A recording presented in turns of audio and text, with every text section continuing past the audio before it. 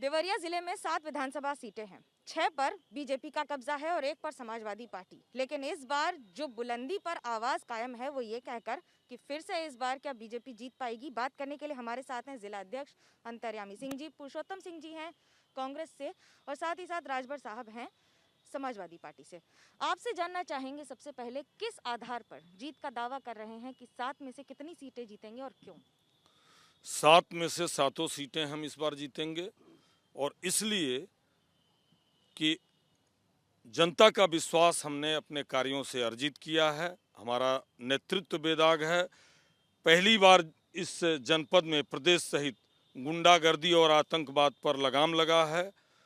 विकास के नए आयाम गढ़े गए हैं और साथ ही समाज के अंतिम व्यक्ति तक सरकार की सीधी योजनाएं पहुंची हैं। इस आधार पर हम 7 में 7 सीटें इस बार जीतेंगे। कांग्रेस का क्या दावा है? कांग्रेस पार्टी कम से कम 3 से 4 सीटें जीतेंगी और प्रियंका जी ने जो नारा दिया था, या देवी सर्वभूतेषु सर्वशक्ति संस्था तमस्तस्यै नमस्तस्यै नमस्तस्यै नमो नमः, महिलाओं को उन्होंने आगे किया है और उन्होंने नारा दिया कि लड़की हूँ लड़ सकती हूँ।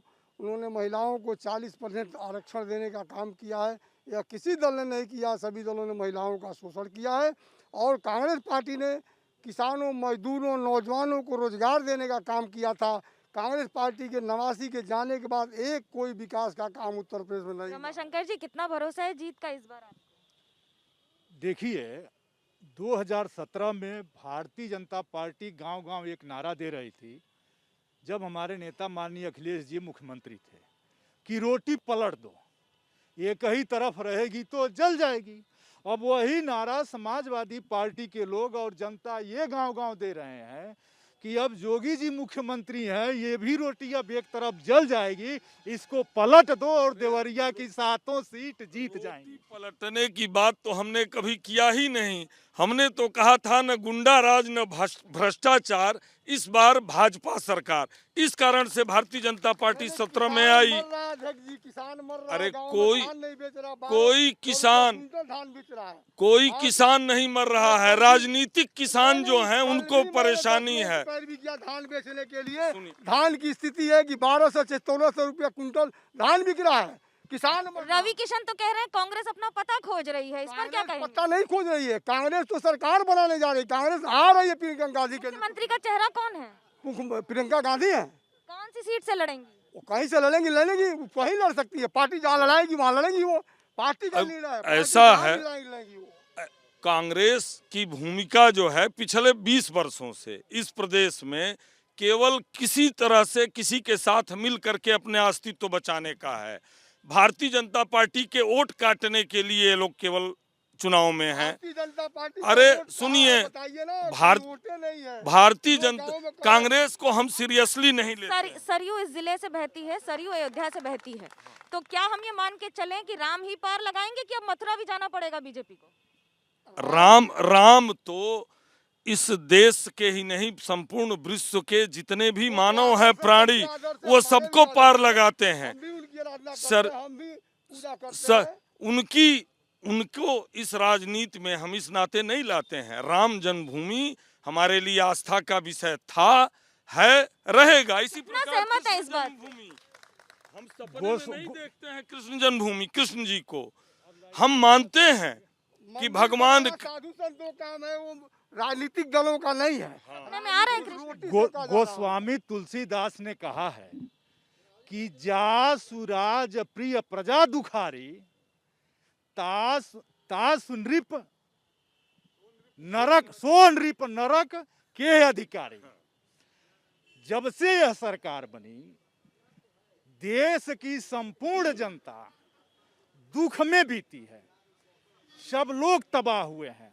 कर्मचारी नाराज, नौजवान नाराज, किसान नाराज, महिला उत्पीड़न से महिला नाराज, तो कोई खुश नहीं है। और देश के संपूर्ण प्रदेश की जनता को इन लोगों ने तंग किया है और सभी तंग लोग मिलकर के देवरिया जनपद ही नहीं उत्तर प्रदेश की सारी सीटें समाजवादी पार्टी की जिता रहे हैं। नौजवान सड़कों पर घूम रहा है। मैडम आत्महत्या तंग, कर रहा है, कोई रोजगार इनको सुन देने वाला लीजिए, नहीं सुन है। लीजिए। अध्यक्ष जी कह रहे हैं चूंकि एक दल के अध्यक्ष हैं, दल की मर्यादा को बचा रहे हैं, लेकिन नौजवान से पूछिए, नौजवान करा रहा है रोजगार के लिए। महिलाएं जी जी जी जी, इनकी बात हो गई।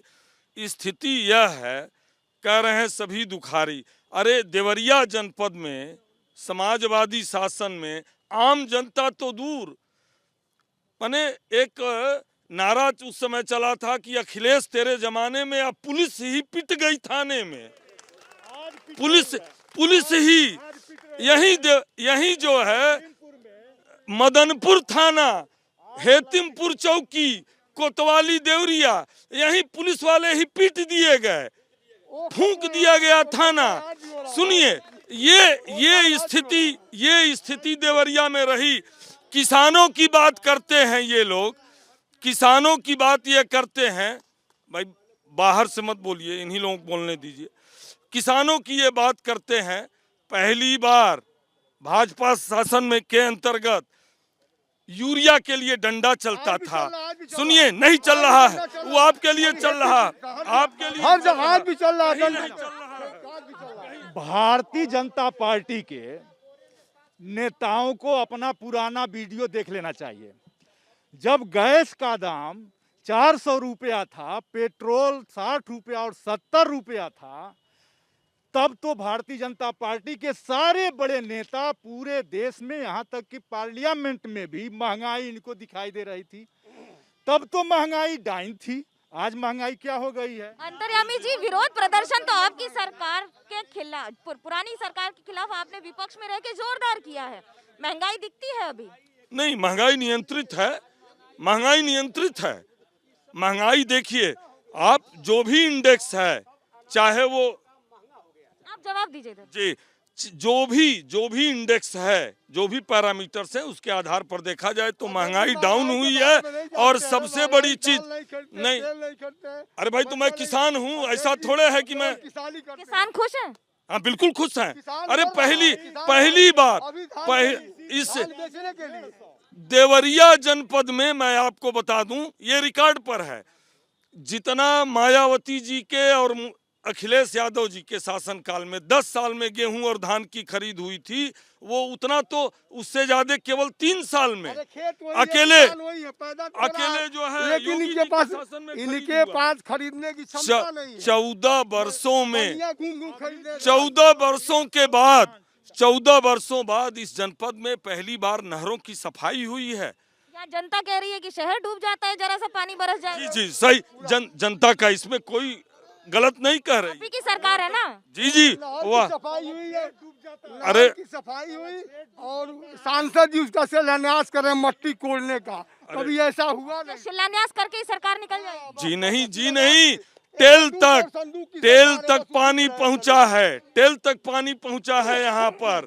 क्या बात करेंगे ये लोग? क्या कहेंगे? जहाँ आप खड़े हैं, यहाँ 3 फीट पानी लगता है बरसात में। इस बार भी लगा, जो इस बार भी लगा था, और अब तक इस शहर से पानी निकासी का इंतजाम नहीं हो पाया।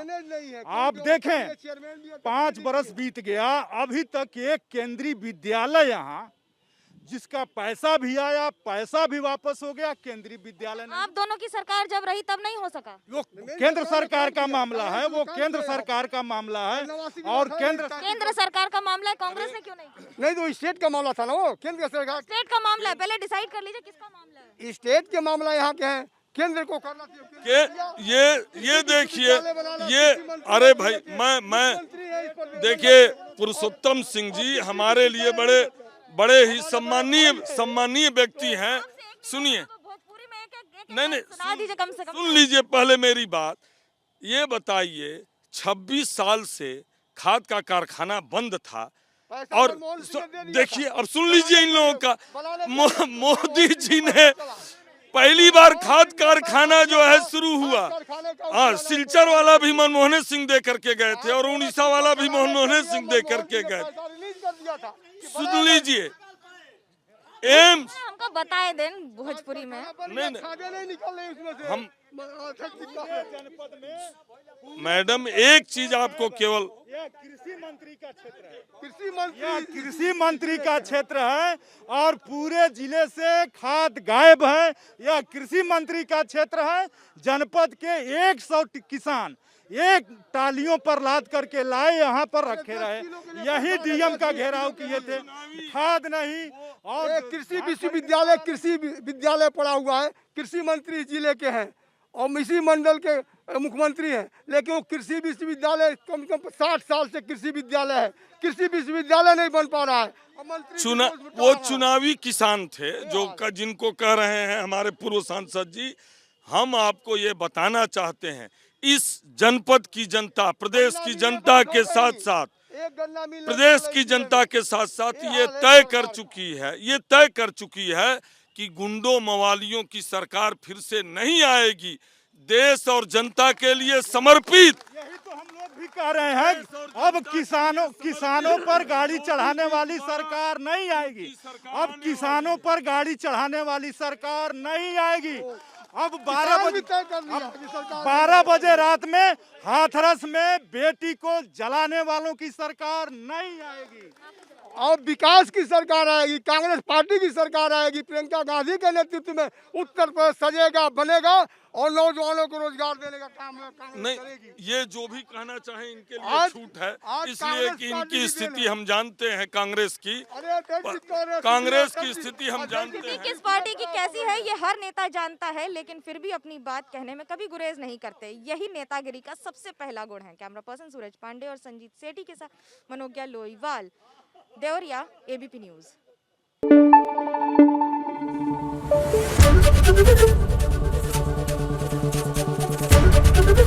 एबीपी न्यूज आपको रखे आगे।